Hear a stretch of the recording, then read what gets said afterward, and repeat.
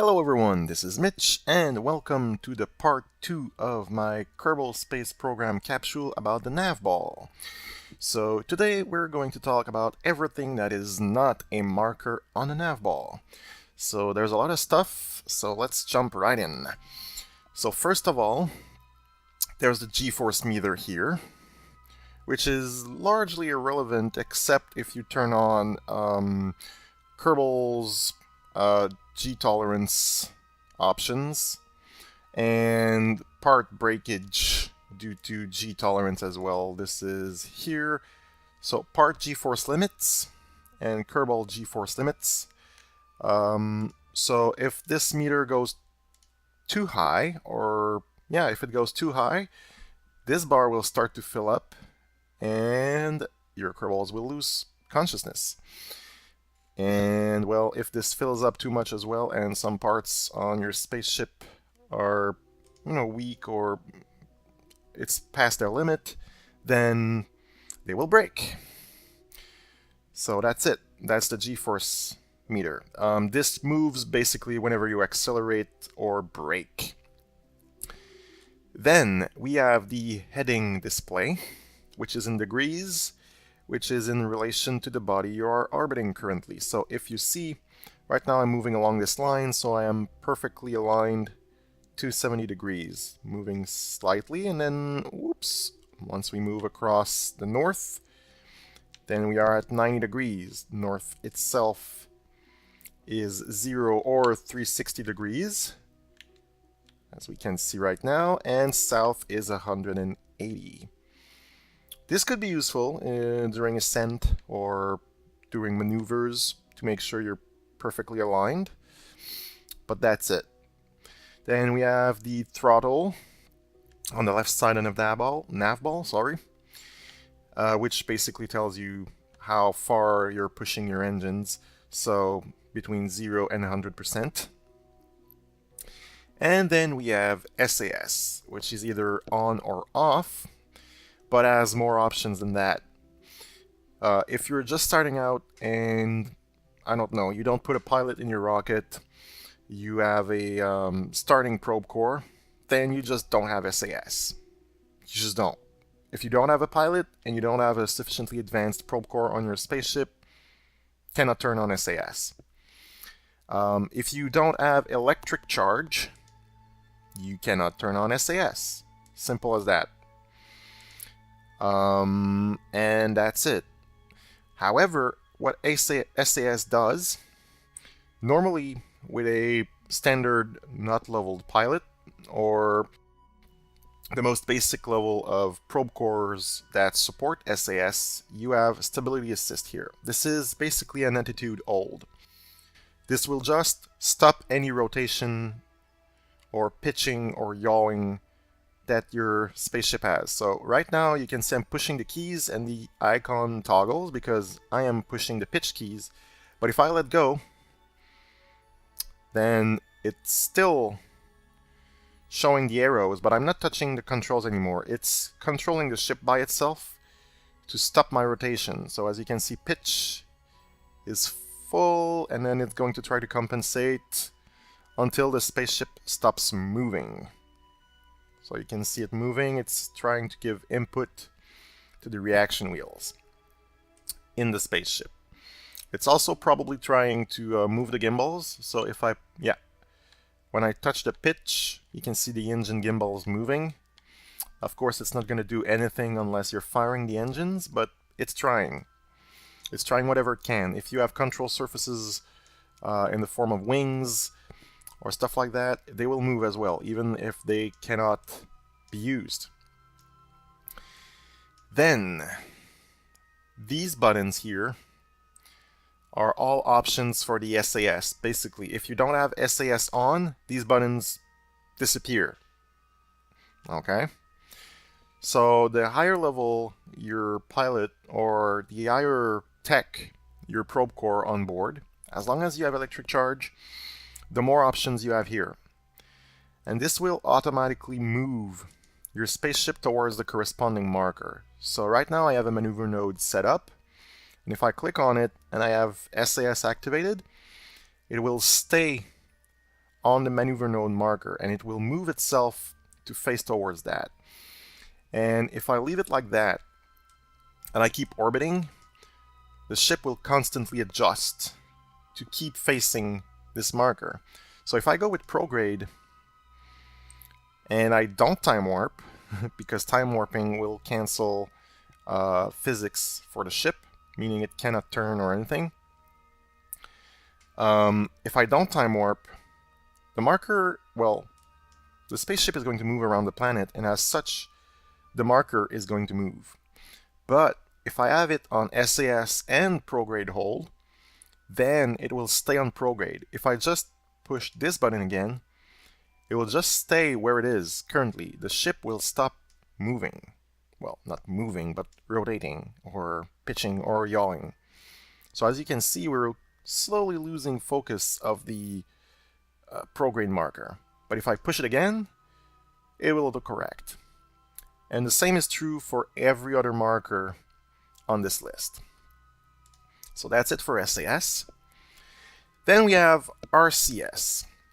RCS is a special kind of thruster that usually uses monopropellant, except for the Vernor engines, I believe. And basically what it does, if you turn it on and you have this type of engine or control system on your spaceship, they will help with pitching and yawing by using monopropellant or fuel if they are facing in the correct direction. So they can be used to move larger rockets faster, although it's not the best use for it because it uses fuel, and fuel is limited. It's not renewable fuel unless you have a mining unit and ore on hand. So yeah, RCS will help, and it will also toggle, like SAS will actually give inputs to RCS if both are active. So if my rocket is spinning out of control and I turn on SAS and I have RCS active as well, and I have SAS control engines, then the RCS will fire to help the SAS slow down the ship, basically. But the most important and useful feature for RCS is actually translation controls, mostly for docking. So using HN to go forwards or backwards, but with very low thrust, or IJKL to translate the ship upwards or downwards, or left or right, without actually changing the attitude, like WASD will do. So you can stay perfectly aligned like this, but you can move sideways to face a docking port, and forwards and backwards to align and eventually dock with the spaceship or the station or whatever you're trying to dock with. So RCS, mostly for docking. Some people also use it for space planes that have troubles with pitch control. So they would stick Vernor engines or maybe monopropellant, whatever, to their nose or the back of the spaceplane, and they would turn on RCS to give more pitch authority to the spaceplane. So that's it for RCS and SAS. Now we have this obvious thing here, which is the speedometer in meters per second. This meter has 3 modes. So you have the first mode, which is surface, which is the mode that is active by default when you are on the launch pad, and it's going to say 0. But the planet is rotating. So when you're on the ground and you're not moving, obviously your surface speed is 0, but your orbital speed is actually not 0. You are actually already spinning. So very important. Normally, this thing will change automatically between surface and orbit, but sometimes on moons, for example, or anything like that, it may stay on surface for longer than you want. And what you really want is your orbital velocity to be shown. So you need to click on this thing to get the correct speed reading.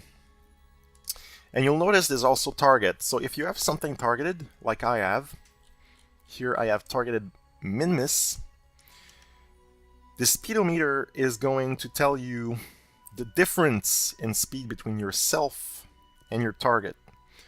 So in this case, Minmus or myself is going 2,000 and almost 20 meters per second faster than the other. Okay, this is relative, so it's really not the greatest measure unless you're trying to rendezvous or dock. Then this thing is useful, but in order for this to be useful, you need to be relatively close to your target and to have a similar trajectory. Otherwise, it's kind of crazy, because right now my orbital velocity is 2,285 and Minmus's speed is 274 meters per second. So maybe if we add them together, it will give this number. Probably not quite, because there's angular velocity, and then I'm going in the same direction, but I'm not going on the same plane, so there's all kinds of variables at work here. So that's the speedometer. You just want to be sure that it's on the right mode. For example, if you're landing, you want surface speed, because if you're not on surface speed, then you're not accounting for planetary rotation. And if the body is rotating, even though you might be coming straight down according to the map view, the planet is going to be spinning under you, and it's going to be like trying to land on a rolling log or balloon. It's going to be very harsh, and you're probably going to crash. Finally, we have the maneuver node display, which is here. So I'm going to tell my ship to face its maneuver node. Right now it's set up like this. Maneuver nodes are actually not... well, you set them up on the map, and they appear on your NavBall. So currently it says node in T plus 25 minutes, which means I am 25 minutes late for my maneuver nodes. Okay, so what you do here, if I do this, add a maneuver. Boom, I have a maneuver node, and I'm going to be over this point in 3 minutes. I don't have an estimated burn time here because my engines are off, and for some reason Kerbal Space Program does not always show the correct estimated burns, but that's fine. Kerbal Engineer will actually tell you how long you have. So for example, I do this. So okay, I want to accelerate by 455 meters per second. So if I look at my vessel's properties here, you can see that I have this much delta V in my final, in the stage that's currently still on the ship, still on board. I have 356 meters per second, and it's going to take 13 seconds to burn that much. So in this case, I can say that there's probably roughly a quarter longer, so about 16 seconds to 17 seconds worth of burn time currently. But there's not enough delta V in this stage to get me all the way there. So what happens is when I get close to the node, I want to start burning, and you roughly want to split the time you're burning between before and after the node. So for example, if I had a burn time, an estimated burn time of 2 minutes, you would want to start burning at T minus 1 minute up until T plus 1 minute to achieve the result you had planned. Now, the maneuver node allows you to set up your trajectory using the 6 markers, and you will get results that are in between markers if you use more than one, which is fine. As you can see here, I'm moving the blue marker not on the prograde. So it's actually moving in between prograde and one of the radials, because I'm trying to accelerate both ways. So that's it. And then there's one more button on maneuvers.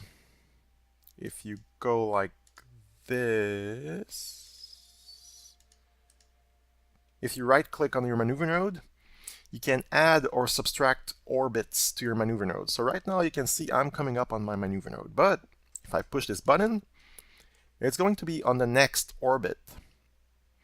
So you can use this to plan for more complicated burns or whatever as you wish. So you can go one more orbit, and you can see the node timer increasing and increasing and increasing, and you can also lower that. So for example, let's do this again. I have the mun or the moon here, and I want to go to the moon. Normally, you would just do this. You plan to accelerate and reach the moon a quarter orbit in front of it. And boom, that's it. What happens if I add an orbit here? Well, my rotational period is going to place me in an encounter of the moon, but with more and more orbits, you can see the moon is going to be in a different place every time. So with more eccentric orbits, this can let you plan a maneuver that will cost less delta V or fuel without having to actually wait for that orbit. So that's it. So if that helped you, if you enjoyed, please leave a like and subscribe. Comments for feedback below. Thank you for watching. Until next time, bye-bye.